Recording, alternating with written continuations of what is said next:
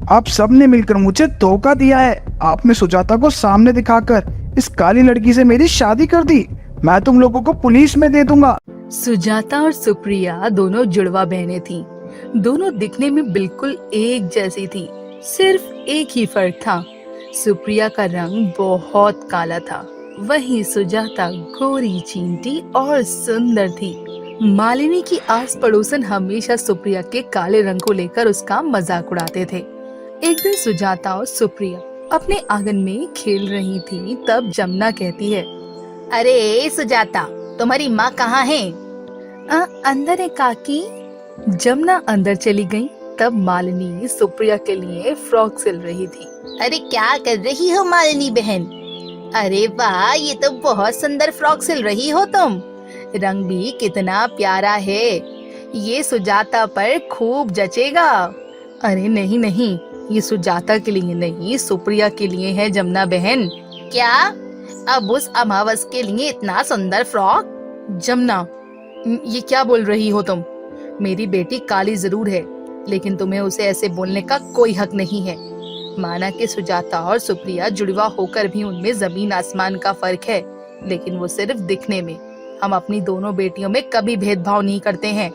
हमें जितनी प्यारी सुजाता है उतनी ही सुप्रिया। भूल कर भी आगे से ये बात मत कहना। अरे अरे, मैं तो ऐसे ही कह रही थी, तुम तो गुस्सा हो गई।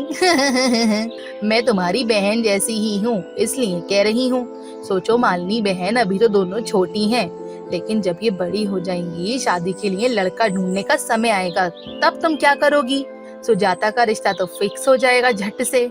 वो इतनी सुंदर जो है, लेकिन सुप्रिया के लिए तुम्हें शायद बहुत दहेज देना पड़ेगा। मैं तो कहती हूँ तुम आज से ही सुप्रिया को चंदन हल्दी का उपटन लगाना शुरू करो। शादी तक तो थोड़ा रंग तो निखर ही जाएगा। जमुना, तुम्हें मेरी बेटी की शादियों की चिंता करने की कोई जरूरत नहीं है। जब समय आएगा हम देख लेंगे। चलो अब तुम जाओ यहाँ से। मालिनी ने जमुना को घर से भगा दिया। कुछ साल बीत गए। अब सुजाता और मालिनी कॉलेज जाने लगी थी। 17-18 साल की सुजाता एक सुंदर युवती बन चुकी थी। कॉलेज में सब लड़के उसके आगे पीछे रहते थे। वहीं सुप्रिया के साथ कोई दोस्ती करने के लिए भी नहीं आता था। सुप्रिया को बहुत बुरा लगता था। एक दिन सुजाता को देख कॉलेज के कुछ मवाली लड़के गाने लगे, जिसकी भी काली उसका भी बड़ा नाम है। अरे किशोर, बचपन में मैं अपने बच्चे को नजर न लगे इसलिए काजल का टीका लगाती है ना। कुछ तो खुद ही इतने काले होते हैं कि जिनके शरीर पर काजल तो क्या, कोयला लगाओ तो वो भी छुप जाए। उस लड़के की बात सुनकर सुप्रिया को बहुत दुख हुआ। उसकी आंखें भर आईं। तभी सुजाता ने वहां आकर उस लड़के को कस के एक थप्पड़ मारा। अपनी बहन की बेइज्जती उसे देखी नहीं गई।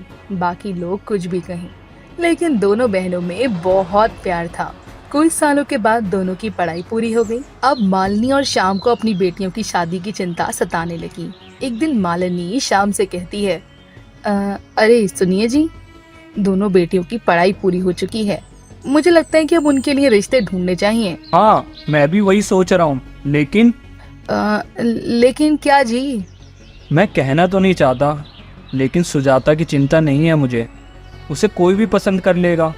पर सुजाता की शादी पहले हो गई और सुप्रिया को रिश्ते आने में समय लग गया तो हमने कभी बेटियों में फर्क नहीं किया, लेकिन ये समाज अभी भी काले और गोरे में भेद करता है। मुझे डर है कि सुप्रिया को रिश्ता मिलने में देर ना हो जाए।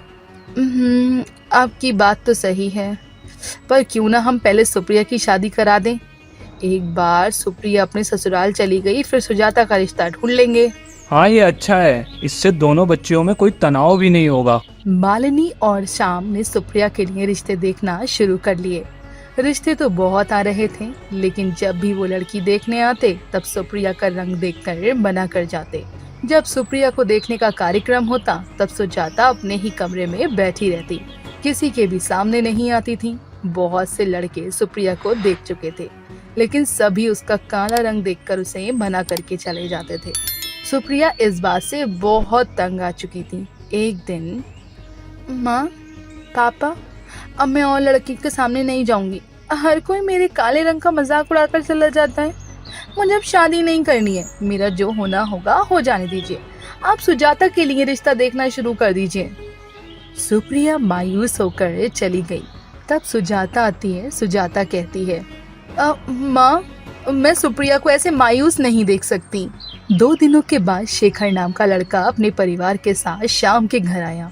इस बार सुजाता सज धज कर उनके सामने गई। शेखर और उनके परिवार ने सुजाता को तुरंत पसंद कर लिया और शादी तय हो गई। श्याम ने बड़ी धूमधाम से बेटी की शादी कराई।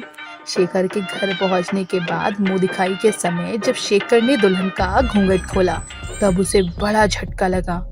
घूंघट में सुजाता नहीं, सुप्रिया थी। सुजाता, ये क्या, तुम इतनी काली कैसे हो गई? जी मैं सुजाता नहीं, सुप्रिया हूँ। लेकिन तुम दुल्हन बनकर क्या कर रही हो? जी, आपकी शादी मुझसे ही हुई है। अब मैं आपसे झूठ नहीं बोल सकती। मेरे काले रंग की वजह से मुझे कोई पसंद नहीं कर रहा था। तब सुजाता ने हमसे कहा कि वो लड़के वालों के सामने जाएगी। जब लड़के वाले उसे पसंद कर लें तब मेरी शादी करा दें।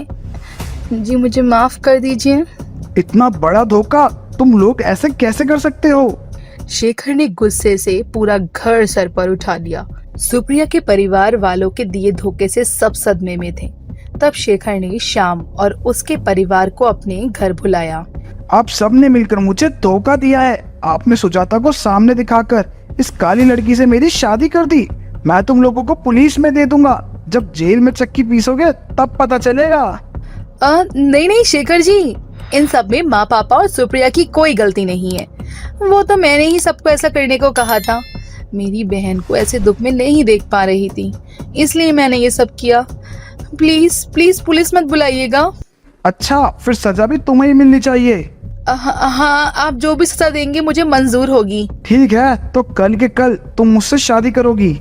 क्या? आप ये क्या बोल रहे हैं? मैं ही अपने ही बहन के पति से कैसे शादी कर सकती हूँ? ठीक है, तो फिर अगर तुम मुझसे शादी नहीं कर सकती तो सब जाओ जेल में। मैंने तुम्हें देखकर शादी के लिए हाँ की थी, तो तुम्हें मुझसे ही शादी करनी पड़ेगी। शेखर की बात सुनकर सबका मन खट्टा हो गया। किसी को समझ नहीं आ रहा था कि अब क्या किया जाए। बहुत देर सोचने के बाद अपने परिवार के लिए सुप्रिया और सुजाता ने शेखर की बात मान ली और शेखर की सुजाता के साथ शादी हो गई। शेखर सुजाता से प्यार करता था और सुप्रिया की तरफ देखता भी नहीं था। सुप्रिया घर में नौकरानी बनकर रह गई थी।